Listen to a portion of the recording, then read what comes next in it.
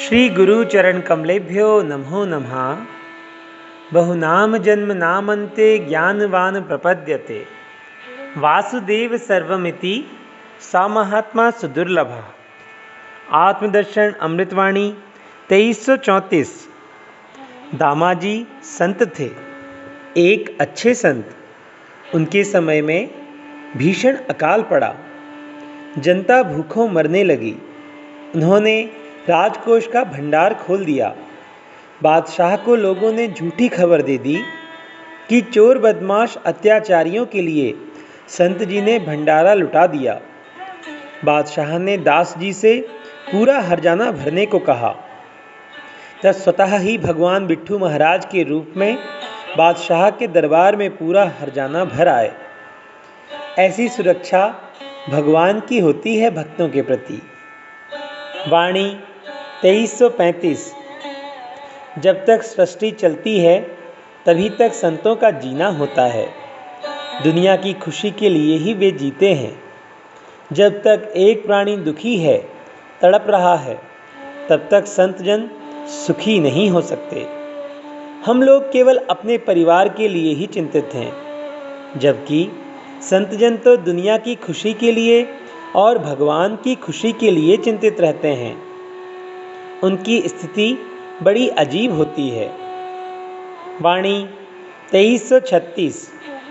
कोई एक संत से मिले, उनसे अपने हृदय की बात पूछे तो मालूम हो वे तो अपने हृदय की अंतरात्मा की कैसे किसको बताएं।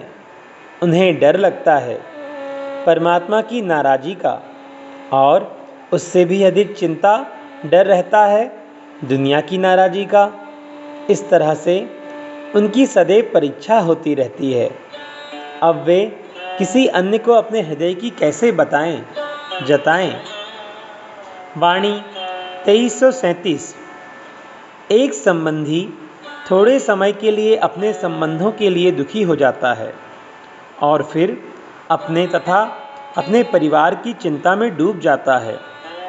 वह तो केवल अपने छोटे से सीमित दायरे का ही मालिक होता है, पर संतों का तो पूरे ब्रह्मांड से नाता होता है। उनकी इच्छा परमात्मा से एक हो जाने की रहती है। परमात्मा उसे संतुष्ट करते हुए कहते हैं, सांत्वना देते हैं कि तुम अपना काम करो और मैं अपना। फिर भी वे दूसरों की मिन्नतें अपने सिर कहीं ना कहीं रख लेते हैं। वाणी 2338। जो किसी से नहीं हो पाता, हो सकता वह संतों की तपस्या से हो सकता है। इसलिए तो प्रथम संतों के पास ही पुकार करनी है। तब मजबूरन संतों को अपनी मर्यादा तोड़कर भगवान के सम्मुख संकोच मिटाकर कुछ कहना पड़ता है, याचना करनी पड़ती है। वाणी 2339। एक संत दुनिया के दुख से दुखी होकर स्वतः ही पहले यहाँ से कुछ करने की सोचने लगे तो भगवान ने कहा, ऐसा क्यों? यह सब तो मेरी लीला है। तो संत कहते हैं, इसलिए तो मेरा नंबर तो सबसे पहला होना चाहिए। अब मुझे यहाँ जीने का कोई अधिकार ही नहीं है, या मेरे जीने का समय तो तभी तक है जब तक यहाँ की जनता खुश है। वाणी 2340। जितना परमात्मा ने दिया है या जितने के हम हकदार हैं, उतने से ही हमें अपना गुजारा कर लेना है। आगे चारों ओर हाथ पैर मारने की जरूरत नहीं है, वरना तृष्णा के दौर में ना जाने क्या क्या करना होगा, क्या क्या सीखना होगा।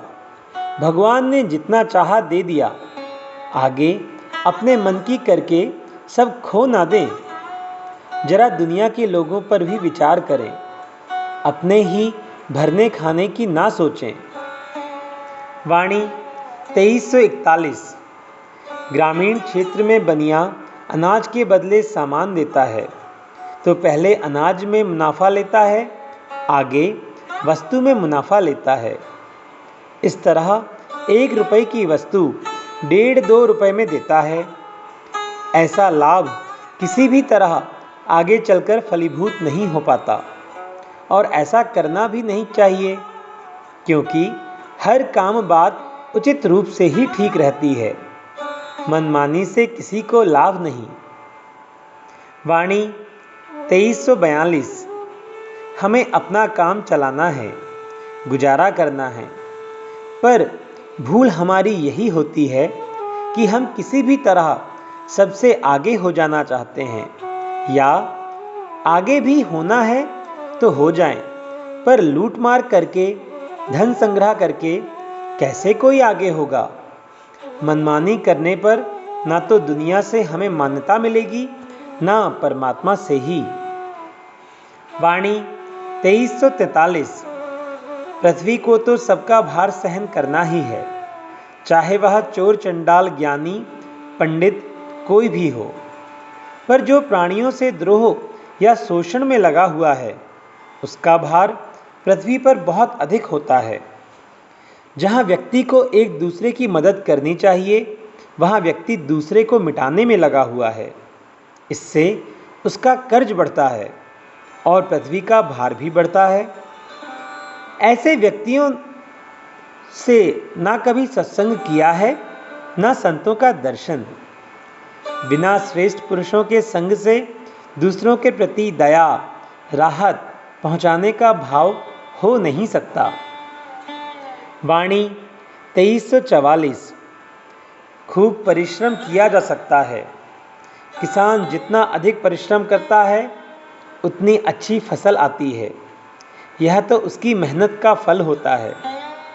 पर परिश्रम हो 10 रुपये बराबर और फल चाहे 1000 रुपये बराबर, तो यह ठीक नहीं। इस तरह से हमारी आत्मा शांति नहीं हो पाती। हमारी आत्मा शांति नहीं पा सकती। और ऐसे धन को किस कार्य में खर्च किया जाएगा, लगाया जाएगा, क्योंकि ऐसे धन से कोई सी भी हानि बाकी नहीं रहेगी। वाणी 2345। वृक्ष हर वर्ष फसल पर सामर्थ्य के अनुसार फल देते हैं। वृक्ष हर वर्ष समय पर सामर्थ्य के अनुसार फल देते हैं।